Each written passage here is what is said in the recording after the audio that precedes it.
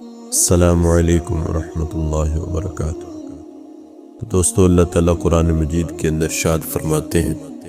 یا ایہا الذین آمنوا لا تلہکم اموالکم ولا اولادکم عن ذکر اللہ، کہ اے ایمان والو، تمہیں تمہاری اولاد اور تمہارا مال اللہ کے ذکر سے غافل نہ کر دے۔ تو دوستو، دو چیزوں کے بارے میں شروع دن سے انسانیت کو متنبہ کیا گیا ہے کہ جب بھی انسان اپنے دین سے اور اللہ تعالیٰ کی یاد سے غافل ہوتا ہے تو دو چیزوں کی وجہ سے ہوتا ہے، یا تو اپنی اولاد کی وجہ سے یا اپنے مال کی وجہ سے۔ بعض دفعہ مال کی کثرت انسان کو دین سے دور کر دیتی ہے، اور بعض دفعہ اولاد کی کثرت بھی انسان کو دین سے دور کر دیتی ہے۔ یہ دونوں نعمتیں بھی ہیں دوستو، اور دونوں بعض دفعہ وبال بھی بن جاتی ہیں۔ نعمت اس طرح کہ اگر اللہ تعالیٰ کسی کو دے اور انسان اولاد دے، مال اللہ کے راستے میں خرچ کرے، نیک جگہوں پر خرچ کرے، صدقہ خیرات کرے، غریبوں کی مدد کرے، اور تو وہ مال جو ہے وہ نیک کاموں میں صرف کرے، تو پھر یہ اللہ کی نعمت بھی بنتا ہے مال۔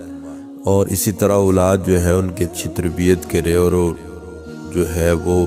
نیک کام کرے اور انسان بن کر زندگی گزارے، کامل اخلاق کے مالک ہوں، کامل یعنی ہر اعتبار سے دین پر چلنے والے ہوں، اللہ کی طرف رجوع رکھنے والے ہوں، قرآن و حدیث کے مطابق زندگی گزارنے والوں، لوگوں کے ساتھ اچھا سلوک کرنے والے ہوں، تو پھر یہ اولاد جو ہے والدین کے لیے بھی راحت کا سبب بنتی ہے، اور پھر یہ اولاد اللہ کی نعمت بھی بنتی ہے۔ اور اگر دوستو ان کی اچھی تربیت نہ ہو، دین کی طرف راغب نہ ہو، اللہ کی طرف رجوع نہ ہو، اچھے اخلاق کے مالک نہ ہو، تو پھر بعض دفعہ یہی اولاد جو ہے انسان کے لیے وبال بن جاتی ہے۔ تو اس لیے دونوں چیزوں سے انسان کو متنبہ کیا گیا کہ جب کبھی بھی تمہیں دین سے غفلت ہوگی تو ان دو چیزوں کی وجہ سے، تو یہ دو چیزیں تمہارے دین کے لیے آڑ نہ بنے، تو اس لیے ان سے باخبر ہو کر زندگی گزارنا، کہ یہ دونوں چیزیں انسان کو اللہ کے پاک پیغمبر نے، اللہ تعالیٰ نے انسان کو 1400 سال پہلے اپنے نبی پر یہ کلام پاک اتار کر یہ متنبہ فرما دیا کہ دنیا بھر کے انسانوں تو یہ قرآن جو ہے قیامت تک آنے والے آخری انسان کے لیے رہنمائی کی کتاب ہے۔ تو اللہ تعالیٰ نے 1400 سال پہلے ہی انسان کو متنبہ فرما دیا کہ یہ دو چیزیں انسان کے دین سے غفلت کا سبب بنے گی۔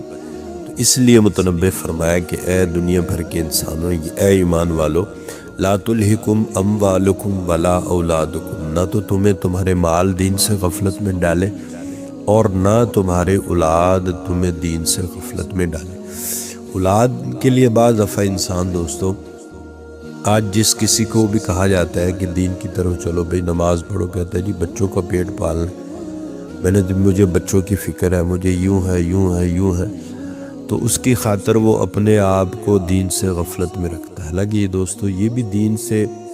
یہ کوئی دین کے خلاف نہیں ہے کہ حلال کمائی روزی کمانا، حلال کام کرنا، کسب حلال کی فکر میں لگنا، یہ کوئی دین کے خلاف نہیں ہے، لیکن کسب حلال کی فکر میں لگتے ہوئے دین پر چلنا یہ ضروری ہے، اور کسب حلال کو حاصل کرتے ہوئے دین کو چھوڑ دینا، تو یہ کسب حلال بھی بعض دفعہ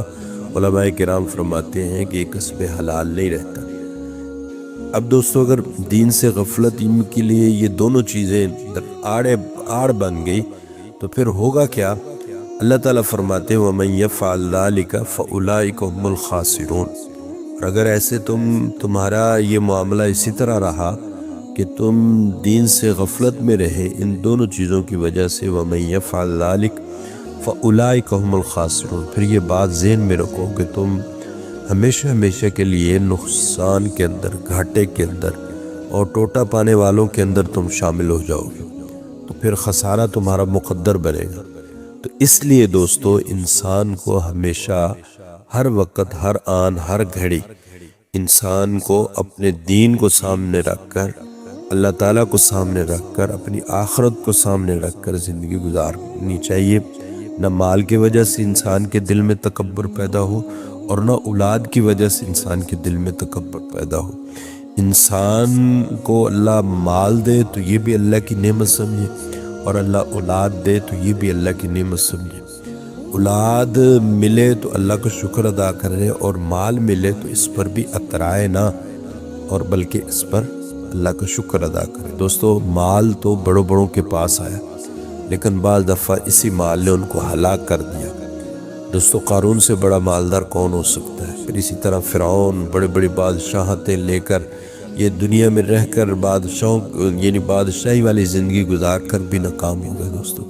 قارون کے پاس اتنا مال دوستو کہ اس کے جو ہے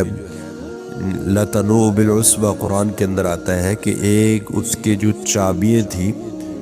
وہ ایک پوری جماعت جو تھی وہ اس کے خزانوں کی چابیاں اٹھایا کرتی تھی۔ تو جس کے خزانوں کی چابیاں اتنی ہو تو اس کے خزانے کتنے بڑے ہو۔ دوسرے اتنے مال کے مالک ہونے کے باوجود جو ہے وہ اسی مال نے ان کو غرق کر دیا اور دنیا میں ہلاک کر دیا، اور ہمیشہ ہمیشہ کے لیے ناکام ہو۔ تو مال اللہ کی نعمت سمجھتے ہوئے کہ اللہ تعالیٰ نے دیا ہے تو اس کو نیک کاموں میں، نیک جگہوں پر، نیک راہوں میں خرچ کرتے ہوئے اور اللہ کی نعمت کو سمجھتے ہوئے، غریبوں کا خیال رکھتے ہوئے اس کو استعمال کریں۔ اس طرح اولاد جو ہے اس کو بھی اللہ کی نعمت سمجھتے ہوئے اس پر اترائے نہیں، بلکہ اللہ کی نعمت سمجھے کہ اللہ کا مال ہے، اللہ نے دیا ہے تو اس پر مجھے اترانے کی کوئی ضرورت نہیں، بلکہ اللہ کا دین ہے، یہ اللہ کی دین ہے، اللہ کی نعمت ہے۔ تو دوستو، ان دونوں چیزوں سے ہر وقت متنبہ رہ کر اللہ کو راضی کرنا، اللہ اس کے رسول کی شریعت مطہرہ پر چلنا، یہ انسان کی کامیابی کا ایک سنہرا موقع ہے۔ دوستو، اگر اس میں غفلت برتی گئی تو اللہ تعالیٰ نے صاف فرما دیا، پھر انسان جو ہے گھاٹے کے اندر چلا جائے گا، نقصان کے اندر چلا جائے گا۔ تو اللہ تعالیٰ ہمیں اللہ تعالیٰ ان دونوں چیزوں کو نعمت سمجھتے ہوئے ان کی قدردانی نصیب فرمائے، اور ان کی وجہ سے ہمیں دین سے غفلت میں رہنے سے اللہ تعالیٰ ہماری حفاظت فرمائے، اور اللہ تعالیٰ ہمیں اپنے آغوش میں جو ہے اپنی رحمت کے ساتھ پر امید رکھے، اور شریعت مطہرہ پر اللہ تعالیٰ ہم سب کو چلنے کی توفیق عطا فرمائے۔